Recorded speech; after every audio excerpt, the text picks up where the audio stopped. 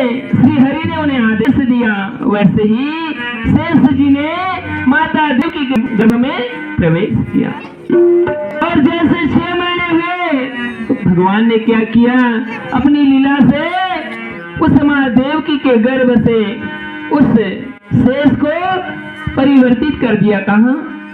गोकुल में, जहाँ वसुदेव जी की पहली पत्नी रहती थी, जिसका नाम रोहिणी था। क्या था? रोहिणी था। रोहिणी के गर्भ में परिवर्तित कर दिया। और 6 महीने का पेट तो माताओं का बहुत दिखता है।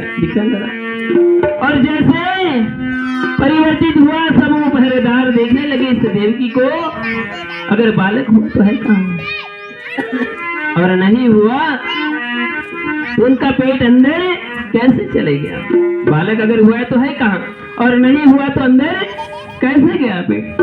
वैसे ही दौड़ते राजा कंस के पास पहुंचे और कहने लगे, राजन, देवकी को बालक हुआ हमने देखा नहीं, पर बोले वो पेट से भी नहीं है, चलो क्या हुआ देखो। वैसे ही कंस आया, पूछने लगा, बहन कहाँ रखा है, छुपा के बता। देवकी रड़ो ते लागली, देवकी रड़ो ते लागली, देवकी रड़ो ते लागली, देवकी रड़ो ते लागली। अश्रुधारा सुरू झाली, अश्रुधारा सुरू झाली, अश्रुधारा सुरू झाली, अश्रुधारा सुरू झाली। दादा, मला काहीच ठाऊक नाही की बाळ कुठे गेला, कसा झाला। मी तर झोपेत होतो, काय झालं मला काही ठाऊक नाही।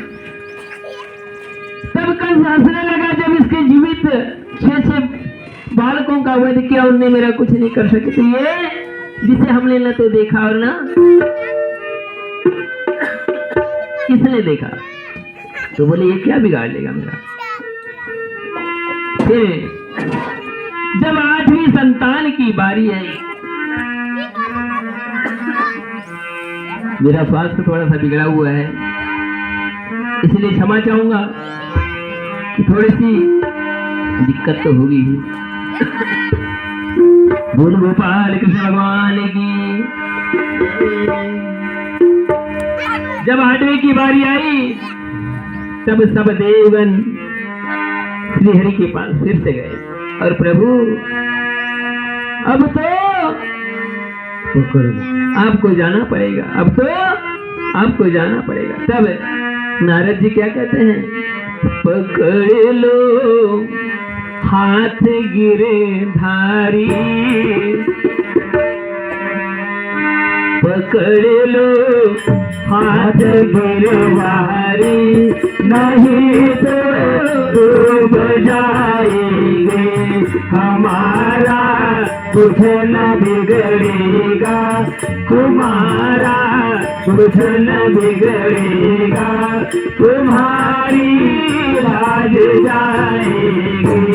पकड़ लो हाथ बनवारे, नहीं तो डूब जाएंगे, हमारा कुछ न बिगड़ेगा, तुम्हारी लाज जाएगी। अरे बोले, तुम्हारे भरोसे पर तो पूरी दुनिया सब छोड़ के बैठी है, और दुनिया की तरफ नहीं देखोगे तो क्या होगा। इसलिए प्रभु बोले कुछ तो करो, कुछ तो करो। तब श्री हरि विष्णु ने माता लक्ष्मी को आदेश दिया, तुम्ही जावे कौंडल्यपुरामध्ये आणि महामायाला बोलवायचे, महामायाला बोलवायचे, महामायाला बोलवायचे, महामायाला बोलवायचे। और जैसे ही महामाया का नाम लिया, महामाया प्रकट हुई और उससे क्या कहा, तुम्हें गोकुल में जाना है। कहाँ जाना है? गोकुल में, और मैं जाता हूँ मथुरा में। लक्ष्मी जी ने कहा जन्म लिया? कौंडल्यपुर में, और महामाया ने गोकुल में, और श्री कृष्ण ने मथुरा में। अरे मथुरा में जन्मे कृष्ण कन्हैया, बंदी खाने में हो और टूटे ताले द्वार हो गए खुले सारे सो गए पहरेदार। ओ टूटे ताले द्वार हो गए खुले सारे सो गए पहरेदार। मथुरा में जग में कसना कन्हैया बंदी खाने में हुआ होता। अरे टोले ताले द्वार हो गए खुले सारे सो गए पहरेदार। टोले ताले द्वार हो गए खुले सारे सो गए पहरेदार। जैसे ही श्री हरि वहां प्रकट हुए अपना विराट रूप दिखाया महादेव की ओर वसुदेव को, और जब वो तेज प्रकाश हुआ तो उस तेज प्रकाश को देखते ही जो पहरेदार पहरा दे रहे थे मूर्छा खाकर गिर पड़े और श्री हरि ने छोटा सा बालक का एक रूप ले लिया और वहां रोने लगा और उन्हें आदेश दिया। क्या? वसुदेव को आदेश दिया, तेरी माया कान पाया कोई पार, लीला तेरी तू ही जाने। तेरी माया का कोई पाया पार, लीला तेरी तू ही जाने। हो तेरी माया कान पाया कोई पार, लीला तेरी तू ही जाने। तेरी माया का पाया कोई पार, लीला तेरी तू ही जाने। हो तू ही जाने, हो श्यामा तू ही जाने, तू ही जाने, हो श्यामा तू ही जाने।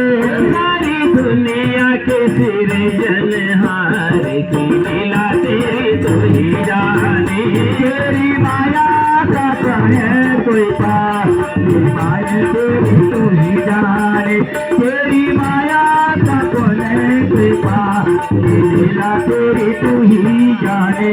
हाँ बंदी ग्रह में जन्म लिया रे, पल भर ना वहाँ ठहरा, पल भर वहाँ ठहरा, पल भर ना वहाँ ठहरा, पल भर वहाँ ठहरा। अंबर से संदेश मानो वसुदेव आदेश, मानो वसुदेव आदेश आया। अंबर से संदेश मानो वसुदेव आदेश, मानो अंबर से संदेश मानो वसुदेव संदेश। बालक लेकर जाओ नंद जी के द्वार की लीला तेरी तू ही जाने। तेरी माया का कोई न पापा, लीला तेरी तू ही जाने। तेरी माया का पाया कोई पार, लीला तेरी तू ही जाने।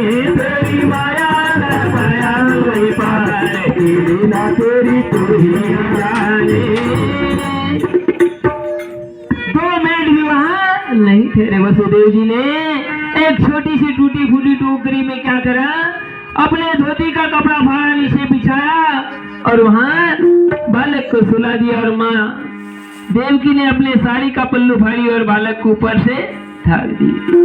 और वसुदेव जी जैसे उस बालक को अपने सर पर पकड़े वैसे उनके हाथ पांव की बेड़ी टूट गई और जो उस कारागृह में ताला लगा था वो ताला खुल गया और वसुदेव जी गोकुल की ओर चल पड़े। और जैसे गोकुल की ओर चल पड़े तो बीच में यमुना जी राह ही देख रही थी कि कब कब मुझे प्रभु के दर्शन होते हैं।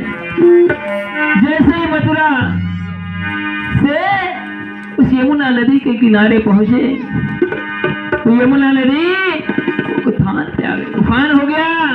उफान पे जैसी नदी आई कृष्ण सोचने लगे, क्योंकि वसुदेव तो उस भगवान के वशीभूत थे, उन्हें किसी भी प्रकार का भान नहीं था। जल कितना है नदी में और क्या नहीं उसका कोई अनुभव नहीं था, वो तो उनकी माया में मग्न थे। जैसे ही वसुदेव जी ने उस यमुना में पग डाला तो घुटने से टुंगने से जंघार और जंघार से कंधे तक पानी आया और कंधे से यहाँ दांतखोड़ी को पानी लगने लगा। तब श्री हरि कहने लगे यमुना से, ए माँ ये क्या कर रही है, हमें जाने का मार्ग दो। तब माँ यमुना क्या कहती है? अरे बहुत दिनन की ज्योति रटत तुम्हारो नाम, अरे जिबिया तो छाला परा, अरे मन नाही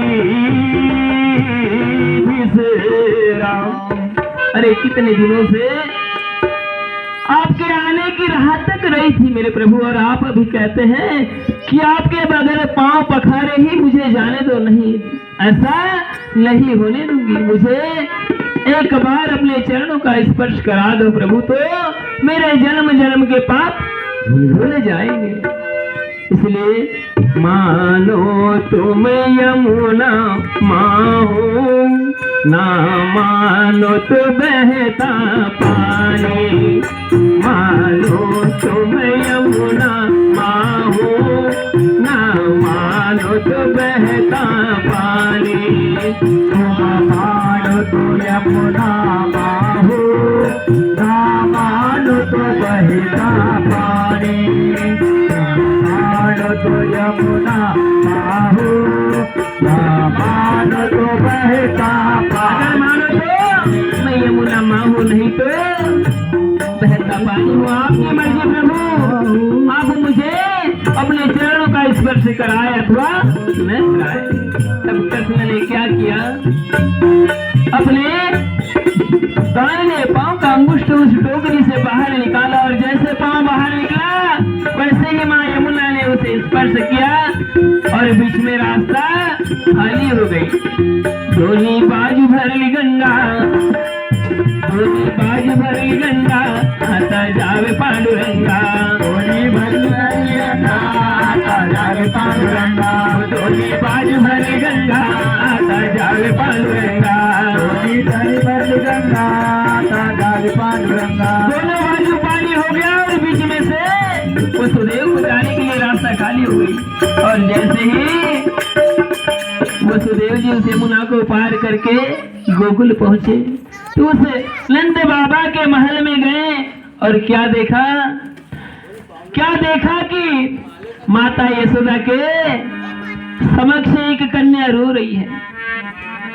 उस कन्या को उठाया और उनके जगह उस बालक को रख दिया, और वापस कहाँ है? मथुरा है। वापस मथुरा है। और जैसे ही कारागृह में प्रवेश किया, इधर कारागृह का ताला लग गया, और वसुदेव जी की बेड़ियां जो खुली थी वो ऑटोमेटिकली लग गई, और जो पहरेदार पहरा दे रहे थे वो भी सचेत हो गए। और जैसे सचेत हुए वैसे ही दौड़ते राजा कंस के पास पहुंचे और कहने लगे, राजन, जिसका तुम्हें था इंतजार, जिसका तुम्हें था इंतजार, जिसके लिए थे तुम बेकरार, जिसके आ गई आज तुम आ गई तुम्हें कारागृह में चलना है, और आठवें का वध करना है। भाई इंतजार जिसका लिए था तुम बेकरार, आ गई कारागृह में चलना है, आठवें का वध करना है। कारागृह में चलना है, आठवें का वध करना है। क्या कहा? कारागृह में तुम्हें चलना है और आठवें बालक का वध करना है। वैसे ही कंस खुश हुआ और दौड़ते ही कारागृह की ओर दौड़ पड़ा, और जब देखता है तो माँ देवकी ने क्या किया था? उस बालक को अपने पल्लू में छुपा दिया था, क्योंकि वो जानती थी कि इसके बाद मुझे संतान की प्राप्ति नहीं होगी। उस माँ ने उस बालक को अपने पल्लू में ऐसे छुपाया था जैसे एक पक्षी अपने अंडों को छुपाते हैं। उस प्रकार उस माँ देवकी ने अपने बालक को अपने पल्लू में छुपा लिया था। वैसे ही जैसे राजा ने कारागृह में प्रवेश किया, माँ देवकी रोने लगी, बोले अब और आएंगे और मेरे इस कलेजे के टुकड़े को मेरे से अलग कर देंगे। फिर जैसे ही कंस पहुंचे देवकी से पूछने लगे, देवकी कहाँ है मेरा काल, मेरा काल कहाँ है दिखा। तब देवकी कहने लगी, भैया आपका काल जब आकाशवाणी हुई थी उसने कहा था कि इसका 8वां बालक आपका काल होगा, पर मुझे तो कन्या की प्राप्ति हुई बंधु, इसे मत मारो, ये कन्या है आपका क्या बिगाड़ लेगी, ये आपका क्या बिगाड़ेगी। पर कंस नहीं सुना, कंस नहीं सुना और उस कन्या को जबरदस्ती उस माँ देवकी की कोख गोदी से निकाला, एक ही पांव को पकड़ा और उस शिला पे जैसे मारने के लिए ऊपर उठाया तो कन्या आकाश में उड़ गई और हंसने लगी। ए दुष्ट कंस तू मुझे क्या मारेगा, क्या कहा, ए दुष्ट कंस तू क्या मुझे मारेगा, तेरे को मारने वाला गोकुल में गया, क्या कहा, गोकुल में जन्म ले चुका है। तब राजा कंस सोचने लगा, जब 8वीं संतान यहाँ है तो गोकुल में कहां से जाएगा। बोले ठीक है, अगर गया भी होगा तो उसको भी देख लूंगा, उसे भी देख लूंगा। फिर उधर क्या हुआ, जैसे सुबह हुई गोकुल में उस नंद बाबा के घर दास दासियां सब काम करने आती थी, कोई झाड़ू लगाने तो कोई बर्तन मांजने। राजाच्या घरी कशाची वाण, राजाच्या घरी मोत्याची वाण, कशाची वाण, कशाची वाण नव्हती तिथं, मोत्याची वाण कसं राहील, सर्व आहे त्याच्या घरी, तर मोत्याची वाण कुठं राहील। तो पहले जब सुबह वाली एक दासी आई, उसने देखा कि देवकी के कक्ष में बालक रो रहा है और जैसे आवाज सुनी गदगद हो गई, क्योंकि गोकुल में भी माँ यशोदा और नंद बाबा को बहुत दिनों से संतान नहीं थी। और जैसे देखा कि इस माता यशोदा के कक्ष में बालक की रोने की आवाज आ रही है, उस दासी ने जाकर देखी गौलन थी और भागते हुए पीछे गांव में गए, गौलन सागे गौलन लाग, गौलन सागे गौलन लाग, सागे गौलन लाग, सागे गौलन लाग, गौलन सागे गौलन लाग, गौलन सागे गौलन लाग, सागे गौलन लाग, सागे गौलन लाग। पुत्र झाले ग झाले सोधिला, पुत्र झाले हो झाले सोधिला, झाले हो झाले सोधिला, पुत्र झाले हो झाले सोधिला, पुत्र झाले ग झाले सोधिला, पुत्र झाले हो झाले सोधिला, पुत्र झाले हो झाले सोधिला, पुत्र झाले हो झाले सोधिला। इसी प्रकार श्रीमान गलीराज जी भीमते ग्राम बड़पानी इनकी ओर से इस हरि कीर्तन में 21 रुपए का दान आया है, धन्यवाद है। तो जैसे गौलन ने बताई, सब एक एक करके उस महल की ओर दौड़ पड़े और जैसे दौड़े तो क्या देखना है, पूरा गोकुल नगरी खुशियां मनाने लगी, तोरण पताके लगाने लगे और सब इतने मोहित हो गए उस कान्हा को देखते ही। सांवली सूरत पे मोह दिल दीवाना हो गया, सांवली सूरत पे मोह दिल दीवाना हो गया, सांवली सूरत पे मोह दिल दीवाना हो गया, सांवली सूरत पे मोह दिल दीवाना हो गया, दिल दीवाना हो गया, मेरा दिल दीवाना हो गया, दिल दीवाना हो गया, मेरा दिल दीवाना हो गया, सांवली सूरत पे मोह दिल दीवाना हो गया, सांवली सूरत पे मोह दिल दीवाना हो गया, दिल दीवाना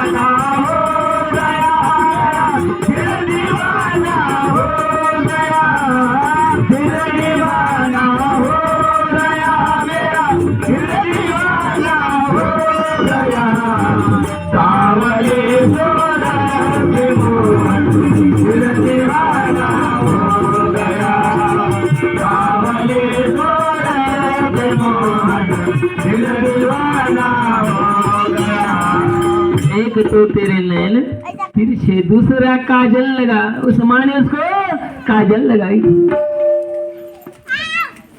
उसी प्रमाण श्रीमती चंद्रकलाबाई लोधी, ग्राम बोनकट्टा, इनकी ओर से हरि कीर्तन में 20 रुपए का दान आया। उसी प्रकार स्वरा राउत बड़ा पानी, इनकी ओर से भी 20 रुपए का दान आया है। उसी प्रकार दुर्गा माँ दुर्गा समिति, इस घर की मुखिया हमारी माता जी, नाम Kaushala by, sorry Anusaya by, हमारी माता जी अनुसया बाई, हमारी बुआ जी, इनकी ओर से 51 रुपए का दान आया है। उसी प्रकार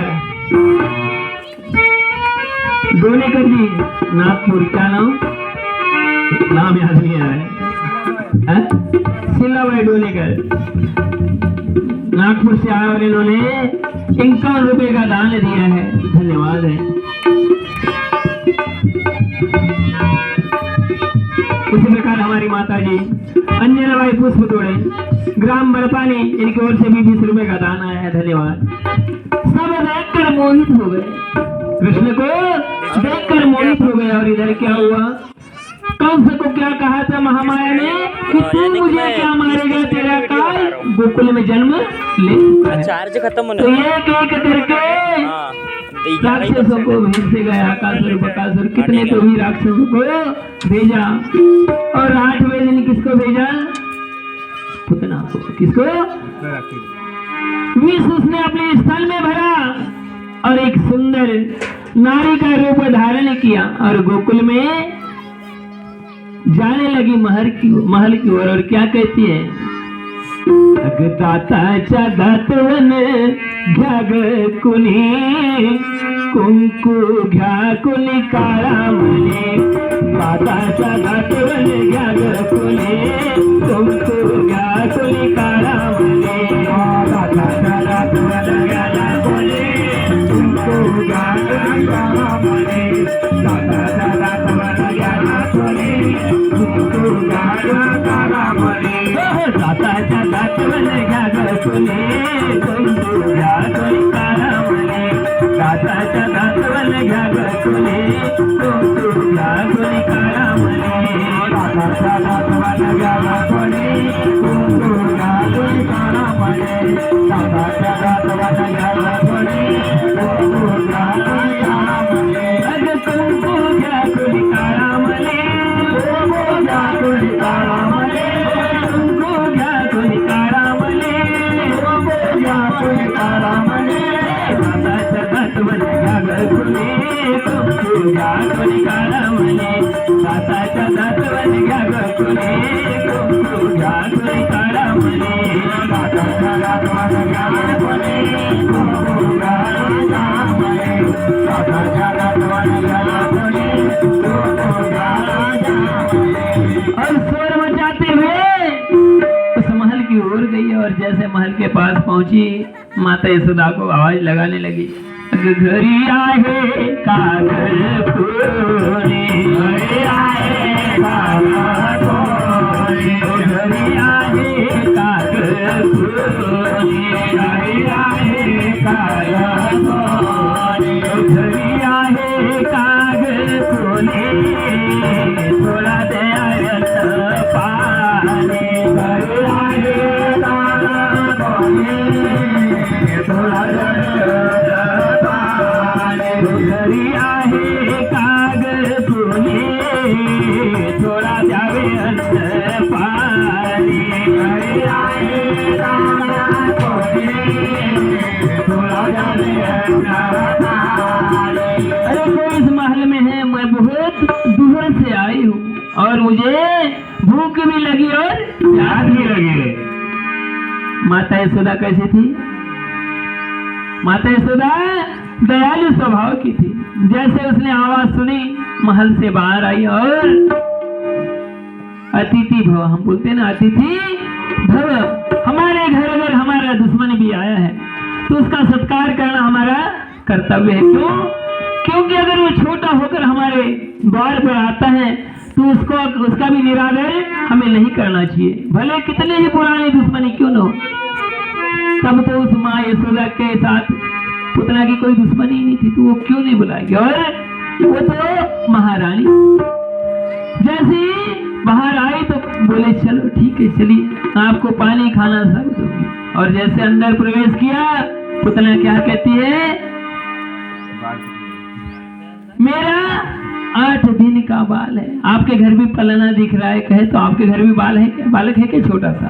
तो माँ यशोदा कहती है हाँ है ना। अंदर कक्ष में सुलाया है उसे, अभी ही दूध पिलाया और सुलाया है। तब विनती करने लगी, माँ मेरी एक विनती है, मेरा भी 8-10 दिन का बालक है, पर क्या करूं, मैं गरीब हूँ। इस उदर पोषण के लिए मुझे ये सब बेचना पड़ता है और ये बेचने यहाँ पर आए हूँ। पर मेरे स्थल में पना इतना आ गया है, अगर आप अपना बालक मुझे कुछ क्षण के लिए दे दे तो मैं अपने स्तन का पान करा दूं। क्या कहा? अपने स्तन का उसे पान करा दूं, स्तन पान करा दूं। मां समझती थी यशोदा कि जब उस प्रकार श्रीमान गणेश जी मात्रे और अंजनाबाई कमलाबाई मात्रे, इन दोनों की तरफ से 25-25 रुपए का इस हरि कीर्तन में दान आया है। धन्यवाद। तो वो समझती थी कि बालक को अगर दूध नहीं पिलाए तो माँ को कितनी पीड़ाएं होती है। तब माँ दौड़ के गई और कृष्ण को उसकी गोद में दे दिया। लोग बोले अपना स्तनपान करा दो। और जैसे ही उसकी गोद में बालक को दिया, तब पुतना कहती है माँ क्या आप मुझे पानी पिला सकते हैं लाकर? यशोदा पानी के लिए जैसे अंदर गई, इसने पल्लू में ढाकी और उसको स्तनपान कराने लगी। पर उसके स्तन में क्या था? विष भरा हुआ था, विष भरा था। कृष्ण ने उसका विष तो पूरा ग्रहण कर लिया, पर विष के बाद क्या उसका रक्त भी चूसने लगा। और जैसे रक्त चूसने लगा तो ये फड़फड़ाने लगी और उस महल से बाहर आंगन में निकली। उधर से माँ यशोदा पानी लेकर आती, क्या देखती है? कहाँ गई? जो बाहर से आई थी कहाँ गई वो? जैसे ही बाहर गई तो क्या देखा कि वो अपने असली स्वरूप में आ गई थी। और जैसे असली स्वरूप में उसको देखा, माँ रोने लगी। अगर धावा धावा माझा स्वामी, धावा धावा माझा स्वामी, धावा धावा माझा स्वामी, धावा धावा माझा स्वामी, धावा धावा माझा स्वामी, कमी झाली माझी ते दूरी, धावा धावा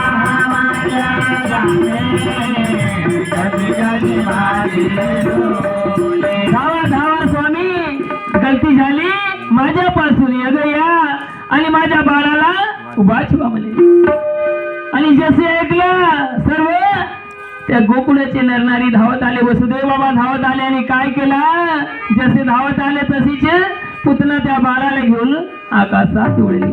एवढ्या वर गेली बाबाजी रामराम पुष्पदोडजी, एवढ्या वर गेली कोणाला दिसली नाही. जसा कृष्णाने त्या पुतलेच्या पूर्ण रक्त शोषण केला, तशीच पुतला येऊन धरणीवर पडली. आणि जशी पडली तिचे तुकडे असं पसरले. तर तेच आपण 8व्या दिवशी आता काय घेतो? घेऊन जागे पिढा पिढा ढेकूल मुंगसा जादूखोऱ्या जादूखाला ठोकला ठाकनायले घेऊन जागे. पर ठोकनायला जात जादूखोरीला जात ना ढेकूलला ज्यादा जाते का? अगर जाते तर आपल्या घरी बाजा बाहेर काढावं लागते का? नाही.